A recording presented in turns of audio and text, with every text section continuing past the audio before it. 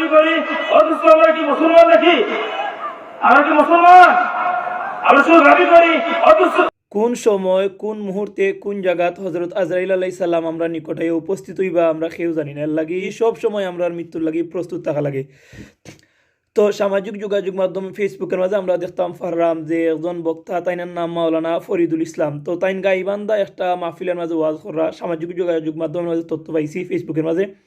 হঠাৎ করে দেখা গেল যে ওয়াজের মাঝে তাই অসুস্থ হয়েছেন। অসুস্থ হওয়ার বাদে কোনো সূত্র জানছি যে হাসপাতাল নেওয়ার পরে তাই মারা গেছেন। আবার কোনো কোনো সূত্রের মাঝে আমরা জানতে পারছি যে 2 দিন বাদে মারা গেছেন। যদিও আমরা ফেসবুকের মাঝে এটা প্রচার করলাম যে ওয়াজের মাহফিলের মঞ্চের মাঝে তাই মারা গেছেন। যাই হোক, যে কোনো অবস্থায় তাই এই মারা গেছেন।